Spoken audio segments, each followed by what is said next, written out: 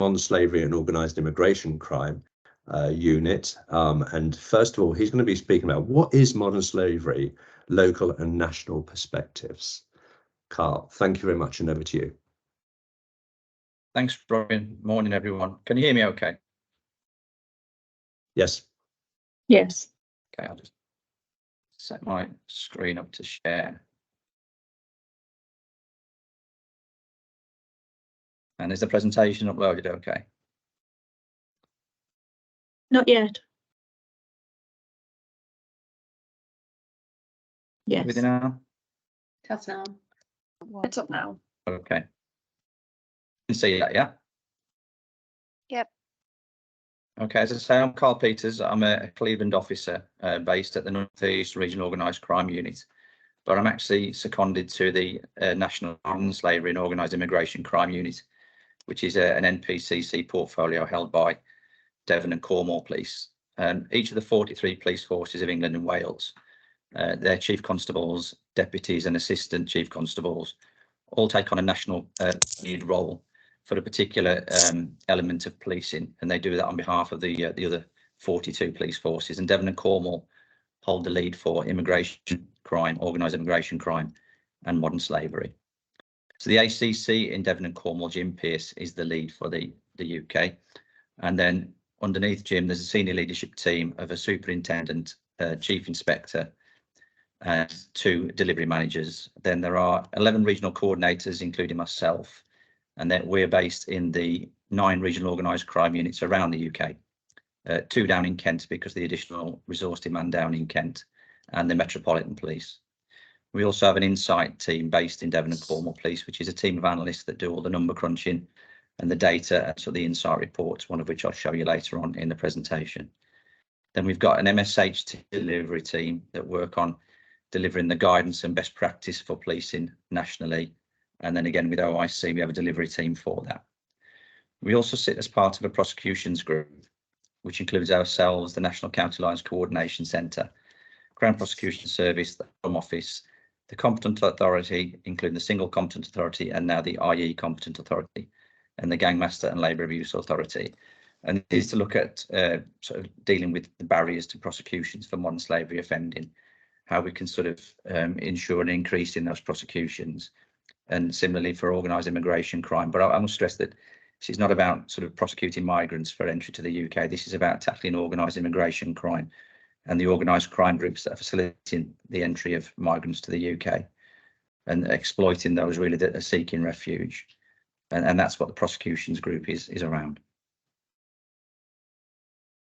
Just a thought for you here, which this I think is a really good saying. I'm not sure where this came from, but I think it sums up really what we need to do around modern slavery, which is the eye cannot see what the mind doesn't know. And if you don't know what modern slavery is, then what you will see is a sex worker or a cleaner or a shop assistant or a housewife. But what you won't see if you don't understand how it operates and what's behind it is the exploitation taking place and that those people can be victims to. So I'll just leave that with. So the purpose of the programme really is to understand the crime types and develop a consistent, effective response to them. Identify best practice barriers and gaps in understanding. Benchmark and peer review the policing response. Develop guidance and training materials, and I'll show you some examples of that later on.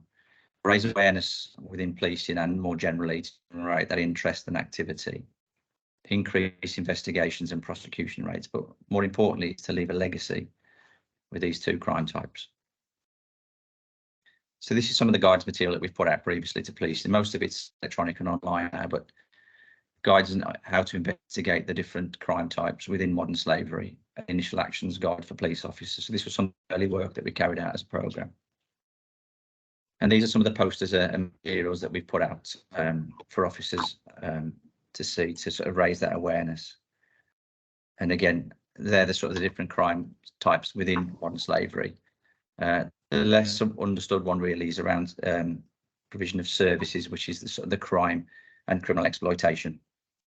And as we've seen more recently with cases like the Tom Set Howe victim down in Chichester, this was a gentleman with cerebral palsy who was being exploited by his partner and her partner. and that's the less understood one. But these are the different sort of types of exploitation that we see that fall within the Modern Slavery Act. So this is another thing to think about, and this came out from the Joint Analysis Centre that is now subsumed into the NCA. But almost all modern slavery is organised crime. Yet those inflicting the greatest level of harm are often those groups who are unsophisticated and may appear as low level. And the sort of examples we see here are Opfort, which was the large-scale investigation by West Midlands Police to exploitation, labour exploitation, and County Lines, where what you see is really unsophisticated, street-level dealing. We're not talking about high-end criminals that are operating with encrypted devices. It's just really sort of basic level exploitation and abuse to sort of get that control over victims and exploit them. So we're not always looking for really high-end, sophisticated organised crime.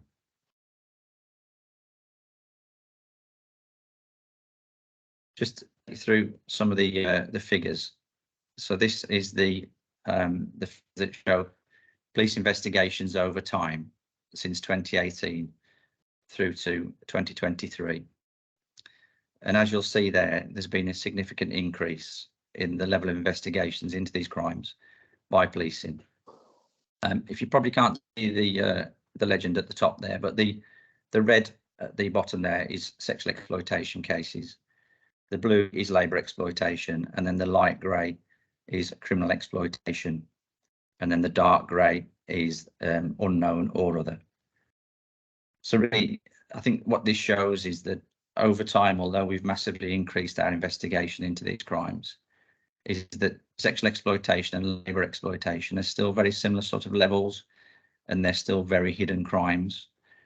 Whereas the light grey, which is criminal exploitation, is really drug dealing in the main, so county lines and cannabis cultivation, which policing deals with, very much so on a daily basis, and that's why those crimes are obvious to us. And certainly, we've lifted the stone now on the exploitation that sits behind those crime types. And I'm going to leave. There's a lot of work that goes on there. Sorry. Okay, sorry, I thought someone wanted to speak there. No, so yeah, I'll keep going. I think somebody's mic was open. All right, thank you. Yeah, so like I say, the red and the blue there, labour exploitation and sexual exploitation, are still sort of relatively low compared to everything else. And I think, yeah, still, hugely hidden crimes that we need to track on. NRMs, I know there's a presentation on NRMs later, so I won't go into the details of that, but just over time again, looking from 2014 through to 2022, which is the full figures that I've got available, you can see the level of increase of NRMs. 2014, we were looking at around about 2,000 nationally. 2021 finished at 12,000, and 2022, sorry, we're looking at 16,938. So that's a massive increase, and we're on track again for a similar number this year, which just shows the sheer level of investigation that's taking place and victims that are being located. This is the insight report that we produce, and down the right-hand side there is just the most recent figures, just similar to what I showed you in the chart there around the different exploitation types. But what I wanted to focus on really was the two grey boxes to the left, which are the suspect profiles and the victim profiles. And as you'll see there, top is British, which is, the county lines, criminal exploitation that's taking place, and child sexual exploitation. And then you'll see there that there's a correlation between victims and offenders usually. But what you see is Vietnamese. There aren't many Vietnamese offenders, but there's lots of Vietnamese victims. And we see this in cannabis cultivation, where farms are run by all different crime groups of all different nationalities. But also appearing on there now is Ghanaian, which we see in the fishing industry, and Indian nationals coming to the fore around labour exploitation. And this in part will be to changes through Brexit and other sort of changes, demographics around the world. So with Brexit now, we're seeing lots more labour exploitation linked to Southeast Asia and Nigeria, because we're bringing in labour from those countries, and there's sort of gang masters from those countries are bringing labour into the country. So we're going to see more and more victims from those countries. And also not on the chart yet, but we're actually starting to see a theme around Brazilian sex working and Brazilian sex work being brought into the UK, who often don't realise they are victims, but they are. And there's a really good example from a case that I was involved with, where a lady came to the UK to work as a sex worker and had absolutely no idea that she was being exploited until she wanted to return back to Brazil and found that she was trapped in debt bondage. And only at that point did she realise that she was a victim. And that's what makes it really hard for policing when we're trying to engage with victims who don't realise that they are victims. And it makes it all the more difficult to do our job. So my ask of you is to know your high risk areas of your business, be professional, professionally curious, and examine what's people's story. Have the materials and information to support your staff and potential victims. Share the information and intelligence that you get, and leave any potential victim with a feeling that the UK cares, and that your uniforms, badges and lanyards are a symbol of that care.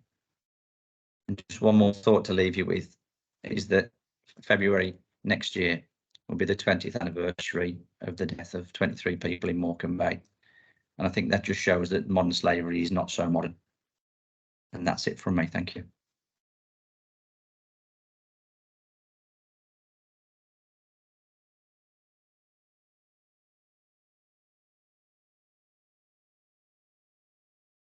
Carl, are you handing over to John, I think? Yeah, so yeah, sorry, Robin. Yeah, if I can bring in my colleague, John Bentley from Cleveland, please.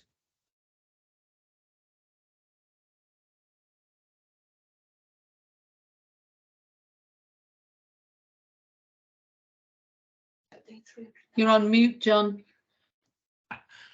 Thank you. Good morning, everybody. My name's John Bentley. I'm from Cleveland Police. I'm the DS in SET, which is a complex exploitation team. I've got a presentation in relation to the local picture in relation to modern day slavery, so I'll just upload that with a bit of luck.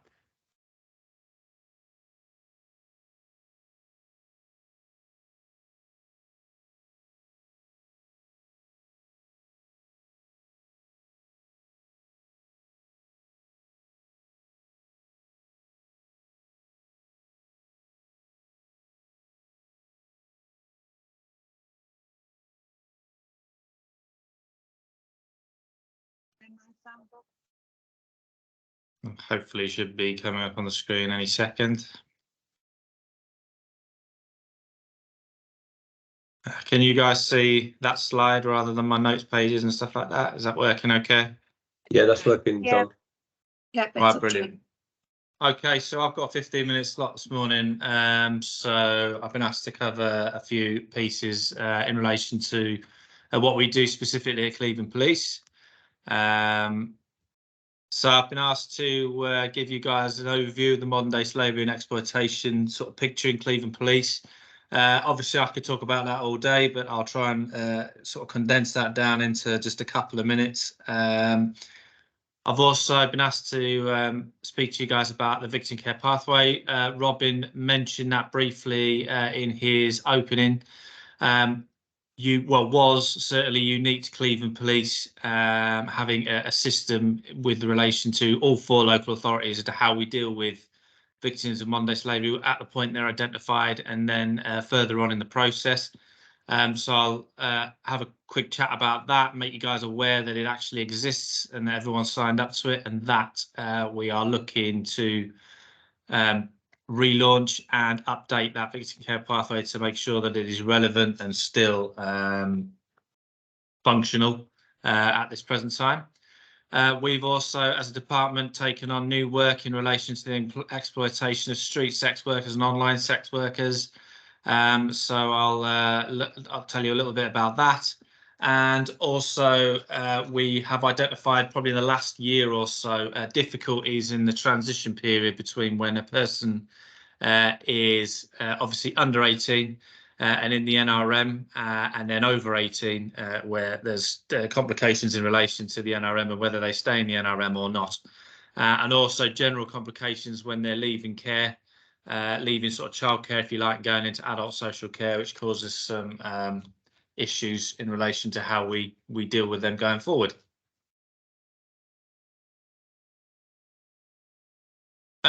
So my team deal with complex child criminal exploitation. a complex child sexual exploitation.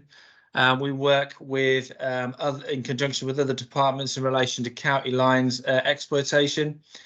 We also deal with the modern day slavery of adults in relation to labour exploitation and other forms of exploitation of adults. And then, as I've mentioned there, we've recently taken on some new work in relation to sex worker exploitation in the northeast. Well, certainly in our area. Very difficult area of policing, as Carl mentioned there. A lot of the time, both adults and children very much unaware that they are actually victims of crime. There's a lot of psychology in relation to them.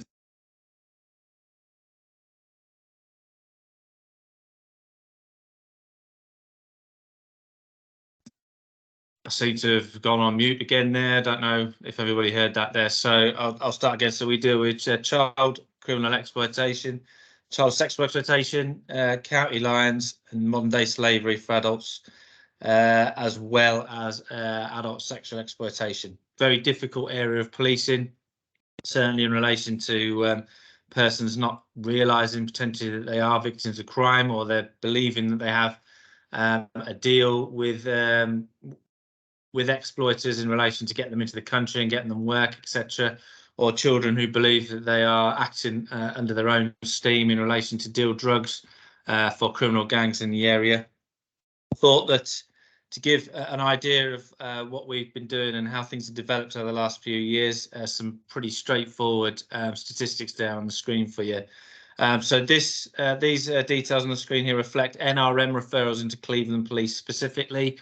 If you're less knowledgeable about modern day slavery, I understand that there's going to be some further explanation in relation to what an NRM is, but for the purposes of my presentation, if you just think of an NRM referral as an incident where we have enough evidence to suspect that somebody is a victim of modern day slavery. As you can see, between 2020 and 2022, those NRMs into Cleveland rose from 79 to 230, and I have the unenviable task of having all of those NRMs go across my desk for review and either allocation to my team or allocation to more appropriate departments in Cleveland Police.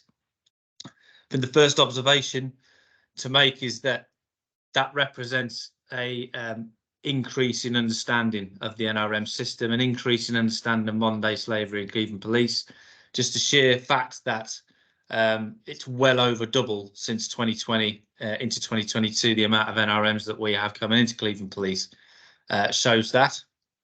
As you can see, the split also between how many NRMs we're getting for adults compared to children is getting closer as the years go on. It was mainly adults to start with in 2020. There's a lot more child referral cases coming in again, and I would think that reflects our good work that my department does with the local authorities and other NGOs and partner agencies in the Cleveland Police area to bring awareness and understanding to the fore in relation to child exploitation. Also, the split between UK nationals and foreign nationals is also getting closer as well. Carl mentioned that the largest amount of NRMs we get is for British nationals, and that is certainly the case. And if you look at these statistics, you'll see that obviously British nationals is just one nationality. And I've grouped up the foreign nationals, all the other foreign nationals put together. If you can see from 2023 to date, they're actually largely level. So British nationals are the main victims of modern day slavery in Britain, and that's an attitude we potentially have to keep repeating and keep sort of sharing with people, because there's a sort of preconception that modern day slavery only affects foreign nationals, and it very much does not. It affects British nationals and children in Cleveland Police area more than it does, if you like, for the foreign nationals together. You'll see on 2023 that we're not going to make 230 NRMs for 2023 compared to 2022, and I would suggest that there's a couple of reasons for that. One, that our understanding of the NRM system is improving as the years go on, and that excess NRMs that were unnecessary or were not compliant with how the NRM system works is starting to become less, because we've got a better understanding. And also there were some changes in January and then some further changes in July in relation to how RG decisions, again, that will be explained in more detail later on in the presentations, but basically how we decide whether a person really is a modern day slavery victim or not has changed and became more robust. And again, and because we've got a good understanding in Cleveland Police area of how this legislation works, I would suggest some excess NRMs that were not necessary or were never going to be a positive outcome are not coming through this year. So overall, I think our understanding of modern day slavery legislation is improving year on year. In Cleveland Police, we have the victim care pathway. As I said, about 4 years ago, that was a potentially a unique agreement that we have with all 4 local authorities in our area. We have a very small police area, but we've somehow squeezed in 4 local authorities into that small piece of geographical area. All of the local authorities do things differently. For each local authority, we have a specific flow chart which explains the following issues, which I'll just move on to the next slide. Explains if we, the police, or the local authority themselves have identified a potential victim of modern day slavery, who is the first contact? Who is the first number that you call? Who are you getting in contact with? Who knows about this at the local authority? Who has the training and the awareness to be able to put the safeguarding and action in place to be able to help that particular victim? The flowchart then makes it clear where the NRM notification is coming from, if it hasn't been done already by the police or by the local authority, who's responsible for doing that, who's responsible for putting the referral in, and who has ownership of that referral onwardly throughout the process. Usually when we use the victim care pathway, we're looking at immediate need. From a policing point of view, the most common use of the victim care pathway will be if we've found potentially foreign nationals in a cannabis farm. That's by far the most common use of that. They are going to be requiring somewhere to stay, accommodation immediately, while we deal with the criminal investigation. And as Carl mentioned earlier on, trying to pick out who has actually moved these people into the UK, who has put them into a certain address, and who is exploiting them into criminal acts. But in the meantime, we desperately need in the police that person to be accommodated and, really importantly, not forgotten about, fed. That always gets forgotten. Food, sustenance, for the first couple of days. We lose we don't generally now, because the victim care pathway works very well, but there is a danger that we lose potential victims because they get put in a hotel or they get put in a hostel and they get forgotten about. We're not feeding them. We're not giving them the very, very basics they need just to survive for a couple of days. So that process, the pathway, will assist us in making sure they have what they need short term, and then also longer term. We can and have used NGOs or other partner agencies like the Salvation Army or the Palm Cove Society, who can help us with long-term support, accommodation, counselling, information, guidance for people while they are going through the asylum process and while we deal with the criminal investigation side of matters. So that victim care pathway is there. It's been agreed to by our local authorities and is currently being updated to make sure that it's fit for purpose. And we'll be hoping to relaunch that in the local authorities in Cleveland very shortly. In relation to sex worker, I'm just checking how much time I've got left.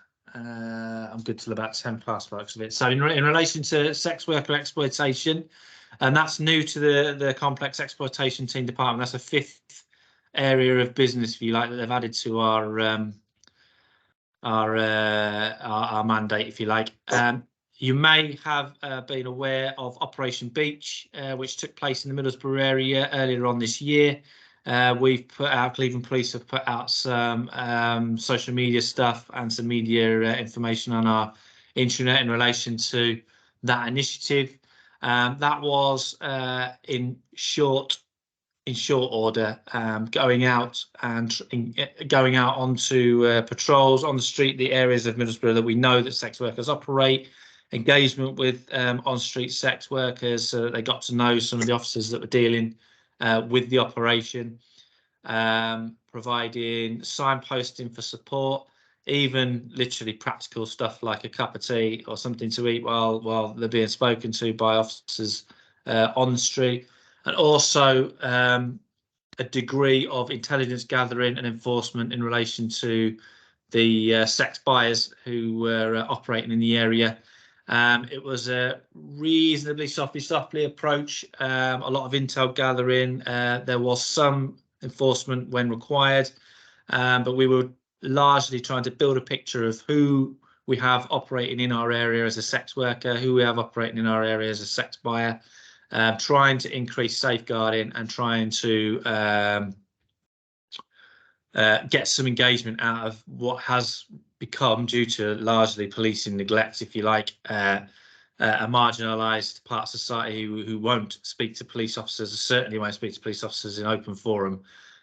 So we're missing them. We're blind to them. We're not helping them in any shape or form up until that operation went live. We have taken over responsibility for sex worker exploitation in the Cleveland Police area. That doesn't mean that we've continued with Operation Beach. Unfortunately, it was very labour intensive and was done on a sort of overtime basis, if you like. So we are putting together a more sustainable operation in relation to sex worker exploitation. We're looking to understand the picture in Cleveland Police better, not just in Middlesbrough, but in all 4 sectors. And we are looking to expand our operations, not just on street, but to online sex work exploitation, which is where sex workers sort of evolved into, if you like, with the various apps that you can get on phones and tablets and what have you, where you can procure this kind of service, if you like, online. So we have to be mindful of that. So in relation to that, the difference between us and Operation Beach is that we now have dedicated intelligence developments, which we didn't have before. We get lots of intelligence coming in to Cleveland Police from various sources, and we now are dealing with that intelligence specifically in relation to identifying risks and threats, identifying patterns, identifying who it is who's working in our area, and who it is who are buying in our area. This helps us to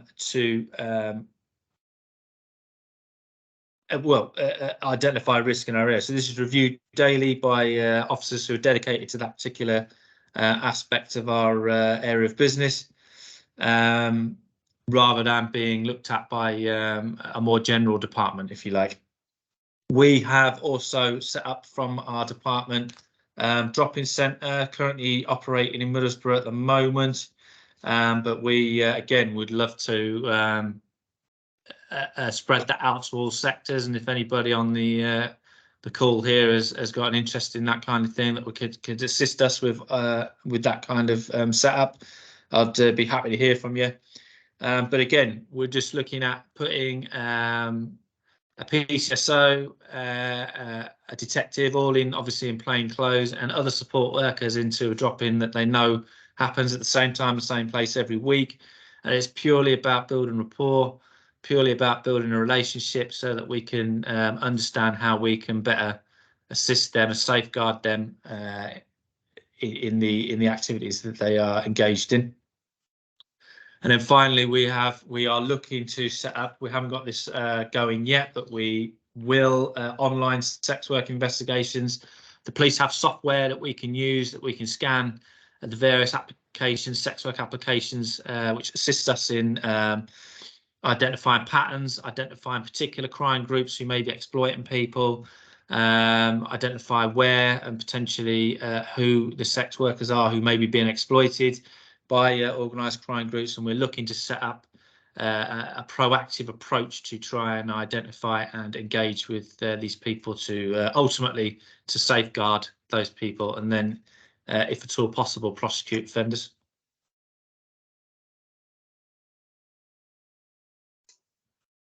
Finally, the transition from children to adults has cropped up over the last sort of 6 to 12 months. I had meetings with Middlesbrough local authority 3 or 4 months ago in relation to tackling difficulties in relation to the transition from children to adults. We have a Roth group now, which we are part of, which is the risk outside the home groups. We engage in those multi-agency meetings to discuss the safeguarding for adults, well, obviously children who've become adults, and that is in the Redcar area currently, as far as I'm aware. We have various attending agencies, not limited to social services, but also health, education, early help, housing, and police. So we are looking to at least have an engagement with, or a discussion with local authorities to at least identify risk children who are becoming adults and moving into the adult social care area. And very, very finally, NRM transitions, very tricky area. In very basic terms, you need consent as an adult to be in the NRM, and you do not need consent as a child. But when the child turns from 17 to 18, their old NRM effectively becomes defunct, and they need consent to remain in the NRM, and that's causing difficulties because an NRM might be 3 or 4 years old by that point. The contact on the NRM might be different. We might not know where that person is. So there's all sorts of difficulties in relation to that, but we are looking into how we can improve that situation. That is a whirlwind tour of SET. As I said, I could talk all day long about what we do because it's a very wide-ranging remit that we have. But I hope that gives you at least a little bit of an idea of what we do. And if you want to drop questions in, by all means do, and we'll answer them in the question and answer sessions. And that's me about done. So I believe I'm handing over to Patrick and Craig at the Salvation Army.